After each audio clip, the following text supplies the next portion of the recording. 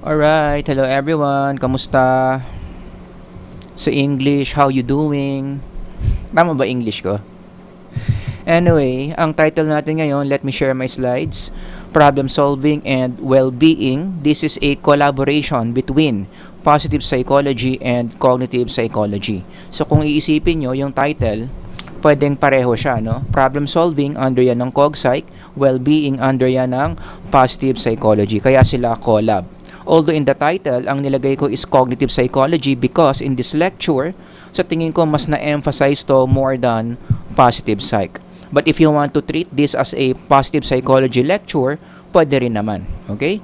So for those of you who are asking ano ba yung textbooks that I recommend for the following topics, I highly recommend this one under positive psychology and this one under cognitive psychology written by Robert J. Sternberg. Isa yan sa mga gurus, mga experts in in cognitive psychology. Okay? So given this lecture, I just want to start with this statement that efficient problem solving affects overall well-being. Ang hirap kong inisip yan para lang mag-rhyme. Ulitin ko. Efficient problem solving affects overall well-being. So if you are one of those people who would like their well-being to be enhanced, gusto mo mas sumaya ka, gusto mo mas tumaas yung quality of life mo, one way to do it is, galingan mo, siguraduhin mo na yung problem solving mo is efficient. Does that make sense? So the more efficient you are in solving your problems, we can say na more or less tataas yung level of happiness mo. Now, what is problem solving? This is where cog-psych enters the picture. Sabi ni Sternberg noong 1986, grabe, tagal na nito 1 year old pa lang ako nito. The cognitive process of what? Everybody read overcoming obstacles to move from an initial state to a desired goal.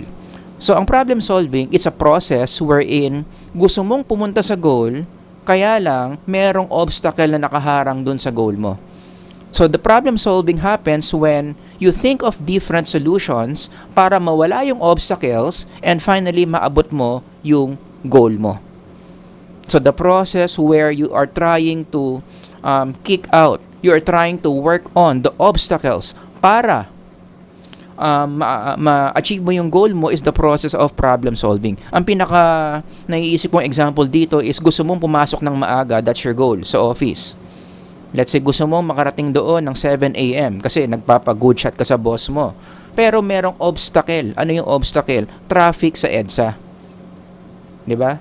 Gusto mo 7 a.m. nandun ka na. 6:30 na, nasa EDSA ka pa lang, tapos ang traffic. So the obstacle there is the traffic. The goal there is to get to the office 7 a.m. So problem solving enters the picture when you try to solve, kung kaya mo, sana makaya mo, yung traffic sa EDSA. Ano ang solution mo doon sa traffic sa EDSA para mawala yun at makapasok ka sa opisina ng 7 a.m. That's the process of problem solving. Now, in connection to the definition, when was the last time you encountered a big obstacle in your life? Yung talagang merong nakaharang dito sa goal mo na gustong-gusto mong mangyari. When was the last time or hindi, when was the last time, but ano yung pinaka-biggest obstacle mo ngayon into achieving your goal? Pakilagay dyan sa comment section. And let's connect this to positive psychology. Can we just say, okay, kung ano man yung sagot mo dyan, halimbawa, meron kang big obstacle na nakaharang towards your goal, that would affect your well-being. Does that make sense? Most likely, ang emotion na lalabas dyan kapag may nakaharang na obstacle, papuntang goal mo is frustration. Okay? So, frustration will lower down your well-being. On the other hand, the reverse is true.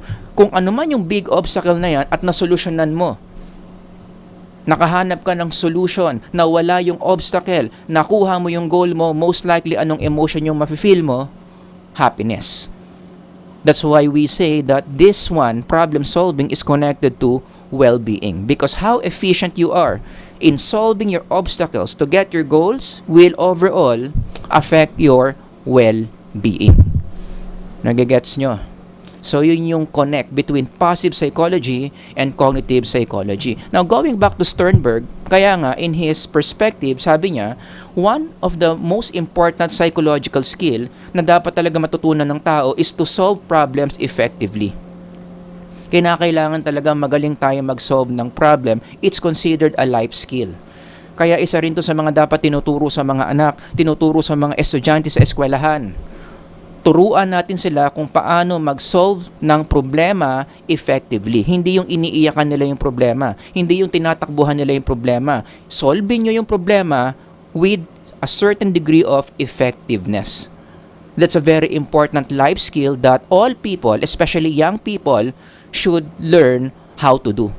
Kaya nga, given the importance of this, si Sternberg gumawa siya ng very popular model on problem solving. Although this is not the focus of my lecture today, but it's just good to know na si Sternberg meron palang ganyang ginawang model on how people solve problems. Pero balikan natin tong previous slide. Sabi ni Sternberg, hindi lang basta-basta nagsosolve ka ng problem. Kasi pwede namang magaling kang mag-solve ng problem pero yung solution mo palpak. May kakilala ba kayong ganun? Ang dami niyang solution sa problema pero nung in-apply, palpak.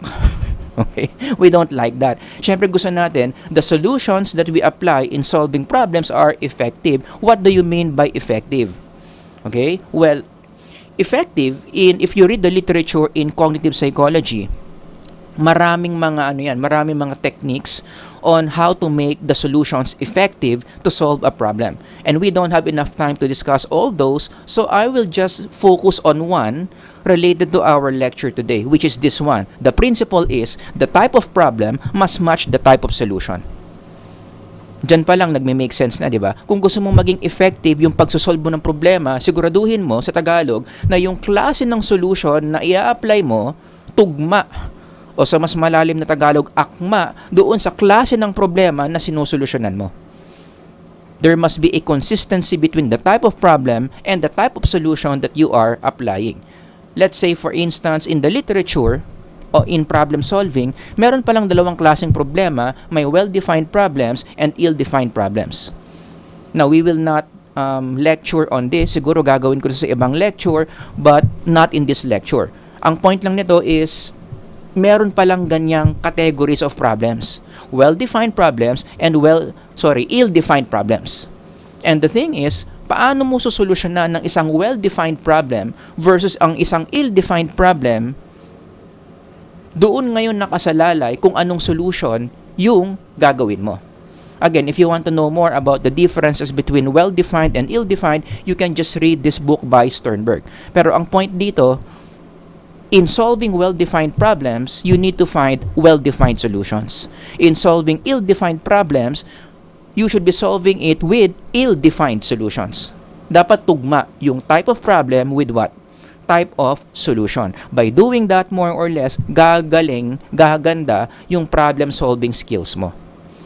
Okay? But let me just offer another category of problems. Ito kasi ang ginamit nating category, well-defined and ill-defined. Meron din tayong tinatawag na physical problems and spiritual problems. Which I think between this one and between this one, yung well-defined and ill-defined, mas common nating na-encounter sa buhay natin yung physical problem and spiritual problem. As later on, I'm going to give some examples. No? So applying the principle, going back, ano yung principle natin? The type of problem must match the type of solution. So kung ang problema mo is physical, dapat ang solution mo dyan, physical solution. Kung ang problema mo spiritual problem, ang solution mo dyan dapat is spiritual solutions.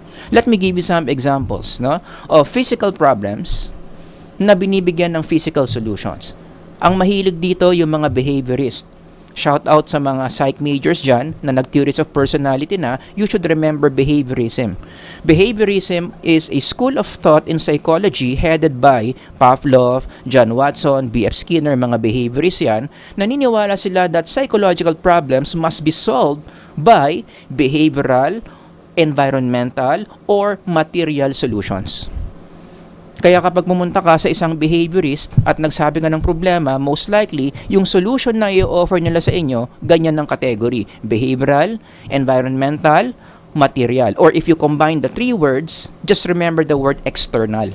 Mahilig sila sa mga external solutions. Going back to the model by Robert J. Sternberg, yung resource allocation. Kapag nagtanong ka sa mga behaviorists, ang ibibigay nila sa'yo na solusyon sa problema mo, physical, or behavioral, or external in general. Okay? Let me give you some examples. Halimbawa, problema mo, how to overcome alcoholism. Hindi mo mapigilan sarili mo, inom ka ng inom. Pumapasok ka sa trabaho, nakainom. Nagda-drive ka, nakainom. Which by the way, don't do that. Dangerous yan. Dangerous yan sa buhay mo, magdadamay ka pa ng ibang tao, no? Basta addict na addict ka sa alcohol, gustong-gusto mong uminom. Now, a behaviorist who is using behavior modification as a method which is under behaviorism, ang isa sa mga solution dyan is siguraduhin mo na sa bahay mo, you don't have any access of alcohol. So, you open your refrigerator, if there are any alcoholic beverages there, step 1, kunin mo, itapon mo. Dapat wala kang access sa alcohol in your immediate environment which is your home. No, 'di ba? Very external yung solution, no? Or another example is how to overcome social anxiety. Talagang nahihiya ka kapag maraming tao, ano sasabihin ng behavior modification? I-expose mo yung sarili mo sa maraming mga tao. 'Di ba? Punta ka sa environment where laging maraming tao. Hanap ka ng mga opportunities where you will be exposed to many people para mawala yung social anxiety mo. A more technical term for that is systematic desensitization or desensitization for short. 'Di ba? Takot ka sa maraming tao, magsalita ka sa harap ng maraming tao. Takot ka sa maraming tao, umattend ka ng parties Monday to Friday hanggang sa masanay yung psyche mo sa maraming tao, ma-overcome mo na yung social anxiety mo. So that's a very behavioral solution. And last one, how to overcome depression, especially if yung therapist mo is very biological oriented, ang ibibigay sa iyo antidepressant. From the word anti. Ano problema mo? Depression. And in that perspective, ang depression is caused by hormonal imbalances in the brain. So kapag ganun ang source ng problem, hormonal imbalance, edi balansehin natin yung hormones. Eto, kainin mo yung mga antidepressants. Does that make sense? So those are some examples of how physical problems can be solved by physical solutions according to the behaviorists. Now, let's move on to the second one. How about spiritual problem na binibigyan ng spiritual solution? Ang mahilig dyan, yung mga humanistic/existential psychologist. Kung ang mga behaviorists focus sila sa external, the environment, the material solutions, dito more on internal. Ang binibigay sa mga tao dito na solusyon sa mga problema nila are very psychological, very spiritual in nature. Humanistic and existential psychology. So again, going back to the model by Sternberg, yung resource allocation dyan, yung mga solution na ibibigay sa iyo dyan are very psychological or spiritual in nature. Let me give you some examples. Si Viktor Frankl, who is an existential psychologist, yung problem na sinolve niya was this: how to continue wanting to live. And he had that problem when he was the one in the concentration camps.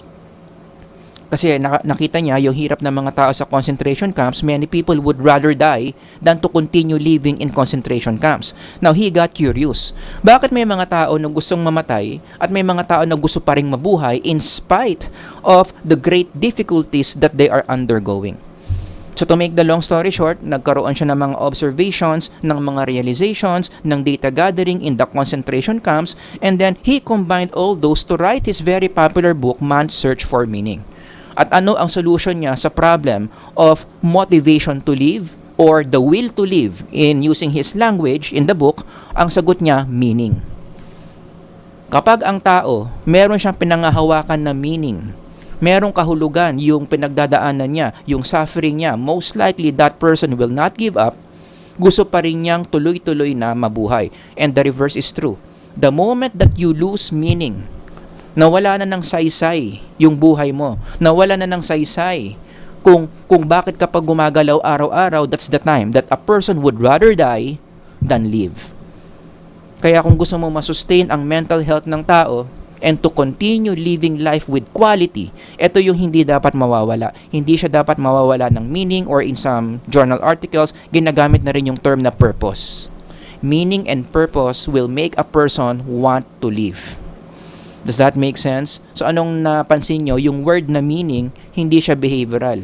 Hindi siya external. 'Di ba? Meaning is something within, internal. In the realm of the spiritual. Okay? Ganun yung mga existential psychologists. Another example is, how do I find strength kapag pagod na ako sa buhay? Kasi Monday to Sunday, ang dami ko na lang laging problemang kinakaharap. Lubog ako sa utang, may sakit nanay ko, wala akong trabaho, naniningil na yung mga pinagkakautangan ko, nakakapagod. 'Di ba? So, if you go to an existential psychologist, especially kung meron siyang inclination to the Christian tradition, most likely ito yung posibleng solution to that problem. How to find strength in spite of life difficulties? One answer is intimacy with God. As Jesus said in one of his teachings, di ba? Yung mga tao na lalapit sa kanya, ano ang posibleng mangyari? Anong benefit ang makukuha? Magkakaroon sila ng rest. Come to me all who you are weary and burdened, and I will give you rest. Those words, come to me, reflects intimacy. So kung gusto mong lumakas, magkaroon ng lakas in facing all those problems na parang hindi mo na kinakaya, na parang kinakain ka ng buong buo, what do? You come to God. Intimacy with God will give you the strength that you need supernaturally to overcome all those problems. Again, those words, intimacy with God, that's something internal. Hindi yan galing sa environment. Galing yan sa spiritual realm. Saan ginagawa yan? Existential/humanistic psychology. Or, one last example, how do you deal with sin? Because in the theological perspective, sin is a very serious problem. Marami mga masasamang nangyayari in our everyday life can be explained by sin. Gagawa natin ng ibang lecture yan. Pero ano ang solusyon sa sin? Again, if you ask someone who is an existential psychologist who has a Christian inclination, most likely ang isasagot sa inyo is the blood of Christ, or also known in a more technical language, divine forgiveness. Without the shedding of blood, there is no forgiveness of sin. So that's what you need. Ang dami-dami mong sin, 'di ba? What do you need para yung effects ng mga sins na 'yon mabawasan or mawala? You need the blood of Christ. You need to accept what Christ has done on the cross. Yan, yung language na yan pang theology, pero pang scientific psychology ang tawag diyan divine forgiveness. And this area of research is very busy. For those of you who are curious, magbasa kayo ng mga articles on divine forgiveness. Yun yung pinapakita that when people sense that they are forgiven by God, by the blood of Christ, nawawala yung kanilang sense of guilt, nawawala yung kanilang sense of sin that improves their overall quality of life. And again, going back, blood of Christ and divine forgiveness, hindi yan nabibili from the environment. Wala sa SM yan. 'Di ba? Saan nanggagaling yan? Yung blood of Christ, divine forgiveness from the spiritual realm. So this is a spiritual solution in contrast to physical/material solutions. Again, ano yung ini-establish natin dito? Efficient problem solving affect overall well-being. And how do we know? Or how do we know if the way we solve problems is efficient? Balikan natin yung principle, yung working principle natin kanina. The type of problem must match the type of solution. Ulit-ulitin niyo yan. That's very important. The type of problem must match the type of solution. Kapag ginawa mo yan, most likely, magiging effective yung pagsosolve mo ng problema, therefore gaganda yung well-being mo. That's a very helpful principle to remember. One last time, basahin ko. Efficient problem solving affect overall well-being. So, i-apply natin yan doon sa problems that we discussed now, no? Yung physical and spiritual problem. Kapag ganyan yung ginagawa mo, most likely, mataas ang efficiency mo in problem solving. Kasi match eh. Ang problema mo, physical, so ang solution mo, physical din. Ang problema mo, spiritual, so ang solution mo, spiritual din. So most likely, maganda yan. Kapag ganyan ka, high efficiency of problem solving. Ngayon, saan nagkakaproblema? If you connect the dots. Why do you think some people, even if they have solutions, hindi nasosolve yung problema nila, nagkakaroon kasi ng tinatawag na mismatch. Everybody say mismatch. Asawa ni Mr. Match. Siyempre, alam kong corny yung joke ko. No? Ulitin ko ha. Bakit may mga problema, hindi effective yung pagsosolve, may mismatch. Yung problema mo physical, pero ang solution mo spiritual, or ito yung mas matindi, problema mo spiritual, pero ang solution mo is physical. And I want to emphasize on the second type. Gawan ko ng separate lecture tong una. Pero focus muna tayo dito. Ang problema mo spiritual, pero ang solution mo physical. 'Di ba? Most problems kaya hindi na-solve or kaya lalong lumalaki, kaya lalo tayo na-frustrate, ganito kasi yung pattern natin. Some people are like this. Their problem is spiritual, but they are using physical solutions to solve those problems. Ang problema, if you're like that, mababa ang success rate ng problem solving mo. Or, yung effect ng solution mo dito, short term lang. Magiging okay ng saglit, pero in the long run, babalik na naman yung problema, baka mas matindi pa. 'Di ba? And of course, meron din tayong problem growth. Ibig sabihin, if this is your pattern, may mismatch, baka yung problema na sinusolusyonan mo, lalo pang lumalaki. So, you don't like any of this to happen, but why does it happen? Kasi nga, ganyan ka. Yung spiritual problem mo, ang solution mo, physical. Okay? Let me give you some examples. No? Halimbawa, stress. Diba? The way you see stress, it's a physical thing. Kasi yung heartbeat mo, bumibilis yung pagtibok, nagkakaroon ka ng palm sweating, hindi ka makatulog, lagi kang kinakabahan, 'di ba? So, kapag ang tingin mo sa stress is a physical problem, most likely ang solution mo diyan physical din. Kaya may mga tao anong ginagawa? Nag-i-stress eating. Solution nila yan sa stress. Again, anong problem? Stress. Anong solution? Stress eating. Anong napansin nyo? Tingin nyo ba yung problema kapag ganyan, magiging effective ba yung solution nyo sa stress? Actually, let me offer a possibility here, no? Is it really true that stress is a physical thing, or pwede ba ang stress, it's a spiritual thing, it's not a physical thing? Posible kaya yung mga nararamdaman mo sa katawan mo, effect lang yon ng stress na pinagdadaanan ng spirito mo, but not your body. So if you change the way you look at stress from physical to spiritual, ano mangyayari? Magbabago rin yung solution mo. When you were seeing stress as a physical thing, anong solution mo? Physical din, kakain ka. Baka naman kasi hindi physical yung stress, baka naman spiritual. Na-mislabel mo lang yung stress as physical when all the time it was spiritual. And when finally you correct that, tingin mo na sa stress spiritual, ano mangyayari? Sasabay ngayon yung solution mo sa experience ng stress, magiging spiritual din. Diba? Ano solution mo kanina? Kumain ng maraming chips tuwing stress. Bago na pananaw mo sa stress. Now, it's no longer a physical issue, it is a spiritual issue. Therefore, my solution would also be spiritual, such as casting your anxiety on the Lord. Diba? Isa yan sa mga biblical teachings in Christian tradition. You pray about it. So, wag kang mag-stress eating pag nag-i-stress ka. Okay? Wag kang mag-inom-inom para hindi mo maisip yung mga stressors mo. Anong gawin mo? You cast your anxieties, you pray about it. That God supernaturally will give you strength to overcome the stress. Another example is death. Isa rin to sa mga problems ng mga tao. Marami mga tao ngayon, hindi nila ma-achieve yung kanilang full potential because of fear of death. And most of these people, they see death as a physical problem. Diba? Which makes sense naman talaga. Pag sinabi mong may namatay, may kinalaman yun sa katawan. Diba? So pag sinabi mo yung isang tao patay na, most likely yung katawan nun, wala ng heartbeat, wala ng brain activity, so on and so forth. Now, if someone considers death as a physical problem, most likely yung solution niya magiging physical din. Diba? Such as what? Cryonics. If you're familiar with cryonics, ayan, no?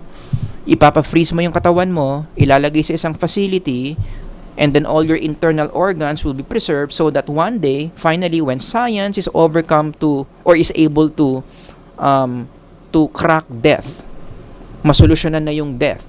Yung katawan mo, yung isa sa mga unang pwedeng i-revive using the knowledge of science. Kaya nagka-cryonics. But then again, I ask another question, is it really true that death is a physical issue? Could it be that death is actually a physical issue? Or spiritual issue? What are the chances na yung kamatayan ng tao, hindi pala siya physical yung nature niya, but rather it is a spiritual matter? So kapag nagbago yung tingin mo sa death, from physical to spiritual, magbabago na naman yung solution mo dyan. Kanina, anong solution mo? Magpapa-cryonics ka. Iba na yung pananaw mo sa death. Now, it's a spiritual thing. One spiritual solution to handle death is what Christ has done on the cross. It's to have faith on what Christ said in one of His teachings. Diba? Isa to sa mga heavy statements ni Jesus. Sabi niya, I am the resurrection and the life. Though people will die, people will still live, especially those who believe in me. Sinabi niya yan. They will not die for those people who believe in me.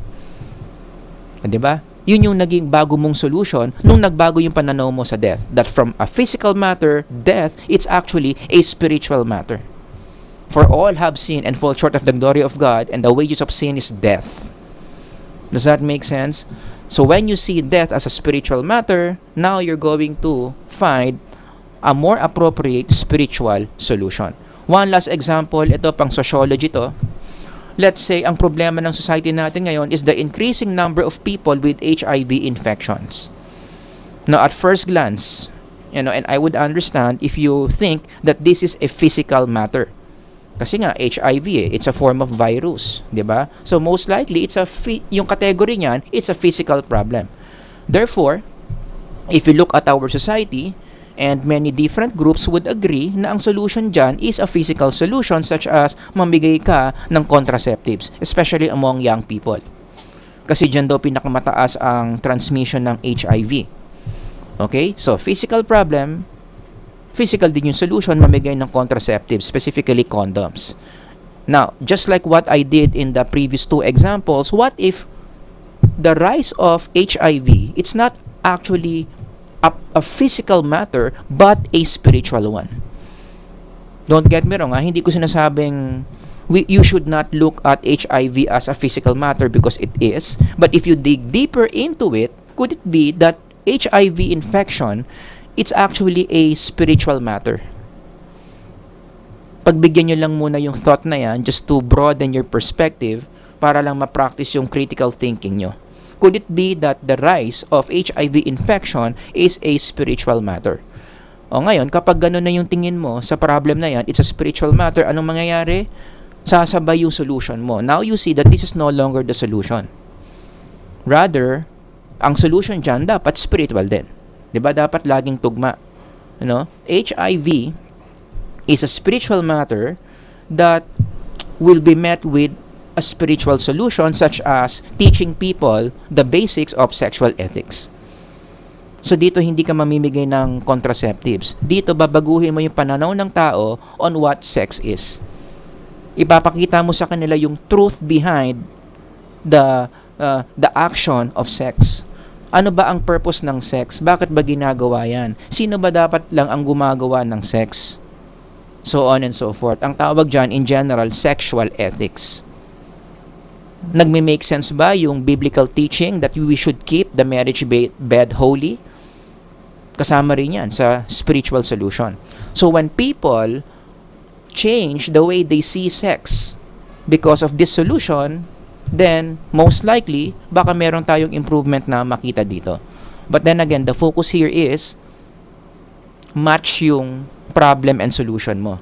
Yung problem mo, spiritual, yung solution mo is spiritual din. Yun yung common denominator among those three examples that I have given. Therefore, as I end this lecture, ano yung dalawang skills na dapat mong matutunan if you want to increase your well-being in the context of problem solving? Number one, that you need to have a correct nature of the problem. Kailangan alam mo yung correct category ng pinoproblema mo. To be more specific, in Sternberg's model, ito yan, yung problem definitions at yung problem solving strategy. Yan. Siguraduhin mo na yung category mo sa problema tama. Is it physical or spiritual? Marami mga problema na akala mo physical, pero sa totoo lang spiritual. Nagigets nyo? Like for instance, going back to my three examples, akala mo yung stress, physical, akala mo yung death, physical, akala mo yung pag-rise ng HIV infection, physical, when all those times, yung tatlong yon is spiritual pala. So you have to make sure that the way you categorize your problem is correct. Physical ba or spiritual? And number two, given that, dapat yung solution mo, given those problems, correct din. And how do you know if it's correct? If your solution's nature or category is in line with the category of the problem. Kung spiritual yung problem, spiritual dapat yung solution. Okay? Hindi yung binabaliktad mo. Spiritual yung problem mo, pero physical yung solution mo, doon bumababa ang well-being. Which leads me to my closing questions. No? Could it be? Alam niyo naman ako, mahilig ako magtanong ng mga could it be questions. No? Number one, as spiritual beings like us, most of our problems are spiritual in nature that require spiritual solutions. What do you think? Bilang isang spiritual being, what are the chances na karamihan ng mga problema natin is spiritual in nature, pero nagkakamali tayo into seeing those problems as physical? Nagigets nyo? Spiritual talaga, pero ang tingin mo physical. Kaya kapag gumagawa ka ng solution na physical din, in a way, hindi nagiging maayos yung problem kasi mali yung klase ng solution mo. At bakit mali yung solution na in-apply mo? Kasi nga, mali yung tingin mo sa problema. Akala mo physical, yun pala spiritual. So what are the chances that as spiritual beings, sa mga buhay natin, mas marami talaga tayong mga spiritual problems than physical problems? And number two, could it be that we are solving spiritual problems with physical solutions? This would be my hypothesis as I end this lecture. Na sa tingin ko, kaya marami mga tao ngayon, mababa ang well-being, mababa ang fulfillment sa buhay. Marami tayong mga solutions na hindi nag-work out. Bakit? Posible ito yung sagot. Hindi match, hindi tugma yung solution na binibigay mo sa problems mo. Ang problema mo spiritual, pero ang solution mo physical. So one way to correct that is i-let go mo na yung mga physical solutions mo, i-admit mo na yung problema mo is spiritual, and then begin thinking of what is spiritual solutions. Nagigets nyo? And my hypothesis is, kapag tugma yung problem mo with your solution, most likely tataas yung chance that that problem, whatever that is, will be solved. Therefore, mawawala yung obstacle, therefore, makaka-arrive ka doon sa well-being na gusto mo laging mataas. Nagigets ninyo? So, yun yung lecture natin on this. Okay? About problem solving and how it affects your well-being. So, if you have any questions or comments, ilagay nyo lang dyan sa baba, sa comment section. If we have time, babasahin natin lahat yan. Sana marami kayong natutunan in this short lecture. Sir Howard here. God bless everyone. Ingat kayong lahat. Bye-bye.